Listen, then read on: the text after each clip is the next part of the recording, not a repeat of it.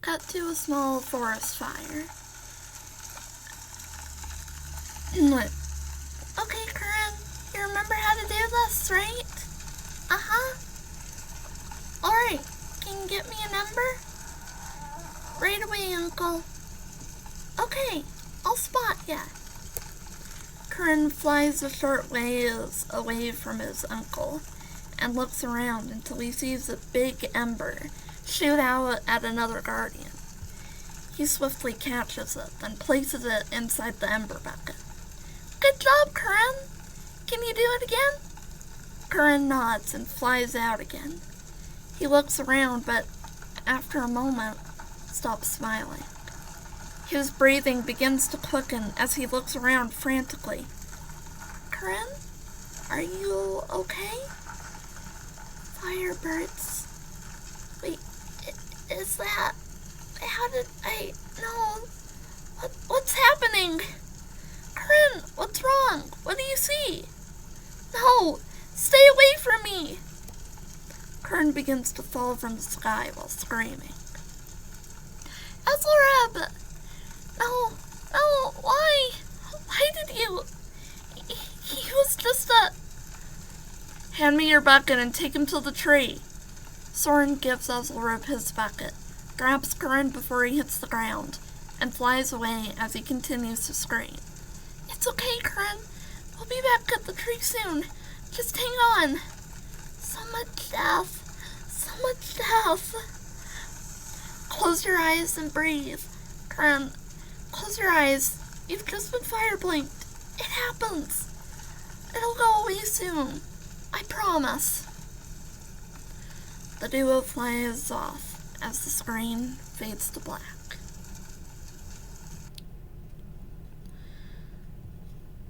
Cut to Gilfie and Primrose as they fly through a maze. It's hard to move around here. There's no wind current.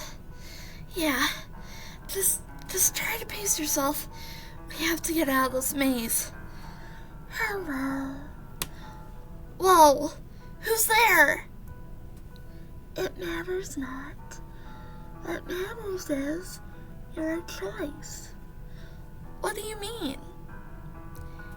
You have two ways out of this maze. Either you find the exit, or you land and I'll let you out. So, there is a way out? Of course. Every maze has an entrance and an exit. Then let's get going, Prim. You sure? Yeah, it'll be fine. We haven't thought from the moment we were out last just to give up, right? Right. But maybe you should. 3 elf owls and Struckstruma appear around them. Struckstruma? Noctua? Estrella? Nebulosa? No, it's a trick. It's not a trick, little rattlesnake. Ma and Da sent us to talk to you. They really miss you. They're really proud of you.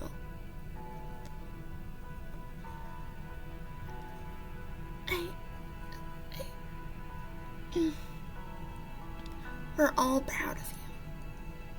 However, you two don't have to keep going. There is no shame in it. You can land. Everything will be okay. But a guardian never gives up. But you also need to know your limits. Gilfie, you've escaped Sadakis. You and Primrose saw innocent ills die more than anyone should. You've fought the Pure Ones since the moment you arrived at the tree. You're already guardians. You two are the prize of your family, friends, and kingdoms. And that won't go away if you land.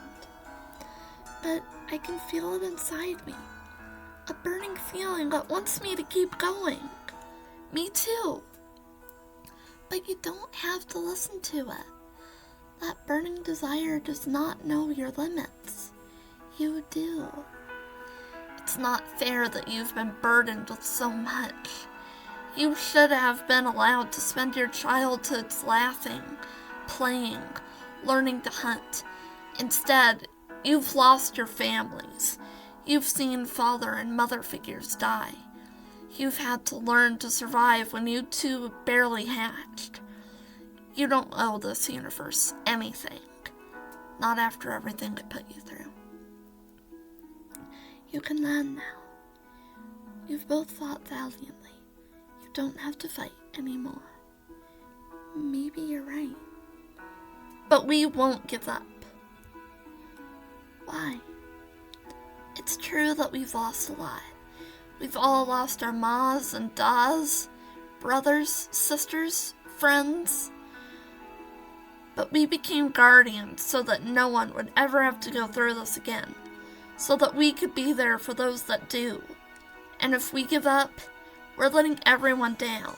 If we give up, we're letting other beings suffer just like us. The owl smiled at us. I was hoping you girls would say that. You've made me so proud, all of you. You're sure about your choice? Yeah. We are. Good. As long as you are certain, we are happy. We love you both. Your entire families want you to know that you are both loved and missed, even if you cannot see us. Gilfy, Mom wants you to tell Mrs. P she said hi, and that she and Marilla all miss her. And that she did a really good job taking care of all of you.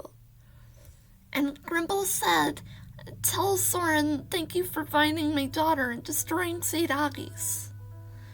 Good night, children. A new night is being born. Continue to make us proud. The 4 owls are engulfed in light as it fills the screen.